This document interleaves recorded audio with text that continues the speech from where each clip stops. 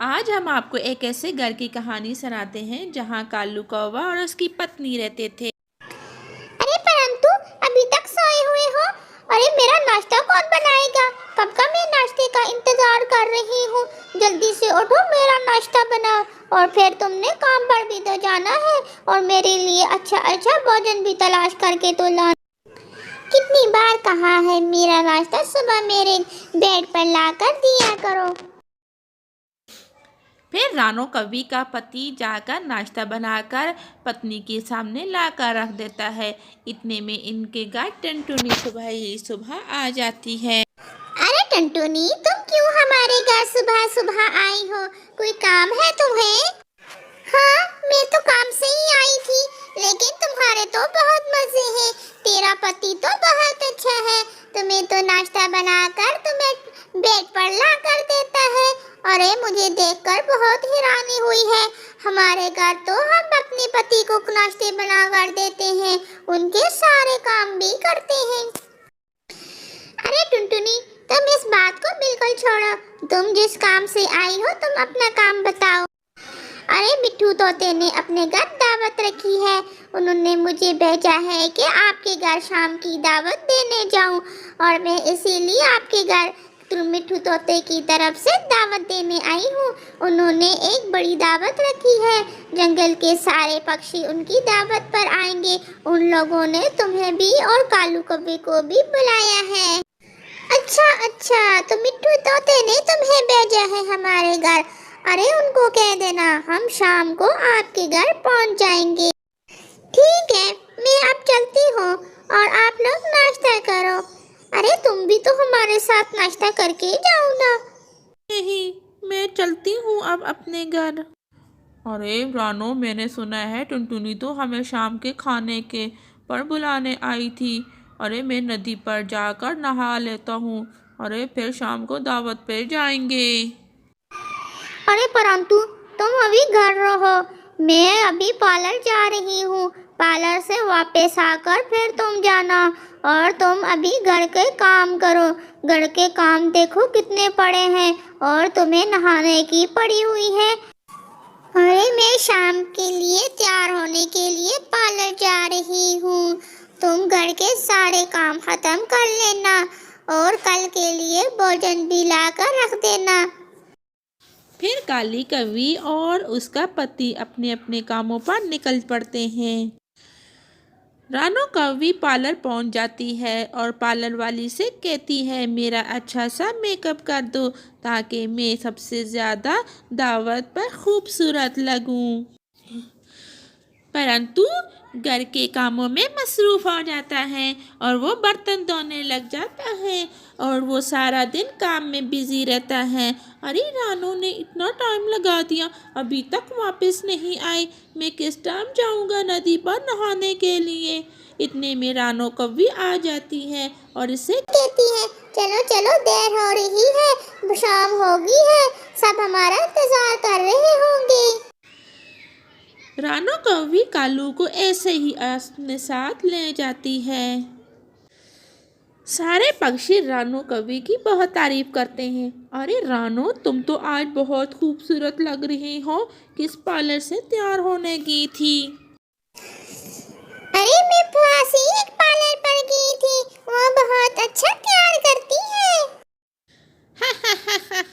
مٹھو طوطا مذاق اڑاتے ہوئے کہتا ہے ارے اس کی پتی کو دیکھو، اس کی کیا حال بنی ہوئی ہے، اور یہ پارلر سے تیار ہو کر آئی ہے۔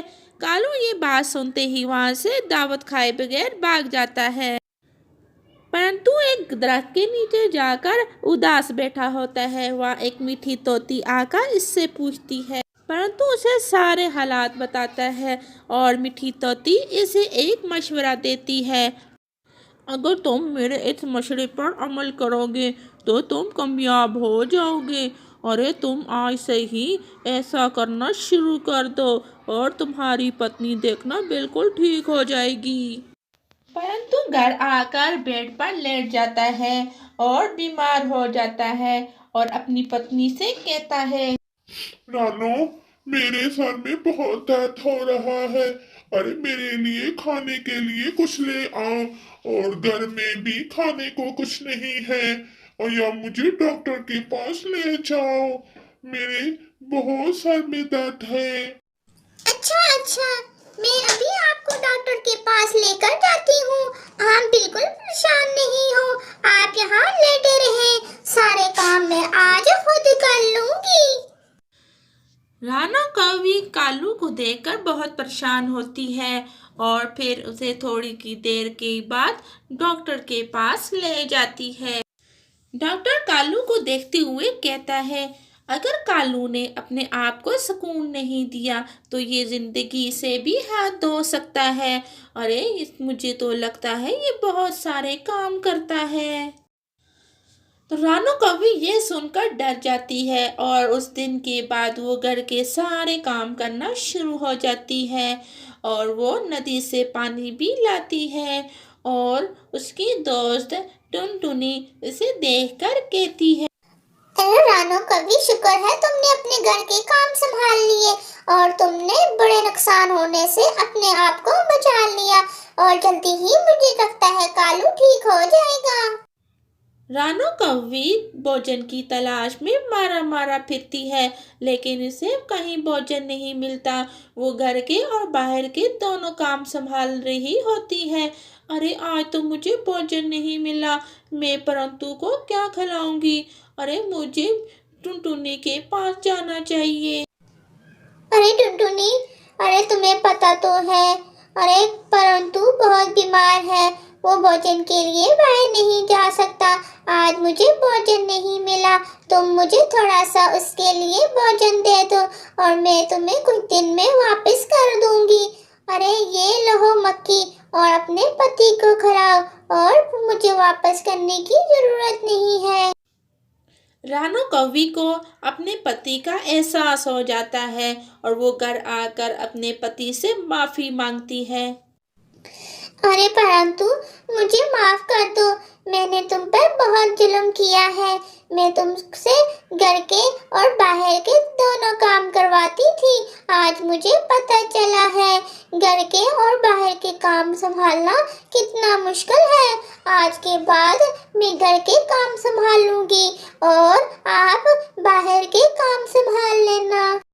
मैंने आज बहुत भोजन तलाश किया है, मुझे कहीं से नहीं मिला, आखिर मैं टुनटुनी से मांग कर लेकर आई हूँ। कुछ ही दिन में कालू कौवा ठीक हो जाता है। अरे मीठी तोती, तेरा बहुत शुक्रिया। अरे जो मशवरा आपने मुझे दिया था मैंने उस पर अमल किया। मैंने बीमारी का बहाना बनाया कर लेट गया था, तो रानू ने घर के और बाहर के काम संभाल लिए। अब तो उसने वादा कर लिया है वो हमेशा घर के काम करेगी। तो जी दोस्तों, तो आपने आज कालू कौवे का नौटंकी देखी, कैसे उन्होंने रानू कौवी को घर के काम करने पर राजी कर लिया। कुछ चीजें मार के बजाय बल्कि सबक सिखाने से भी समझ आ जाती हैं। कहानी अगर अच्छी लगी तो चैनल को सब्सक्राइब करना मत भूलिए।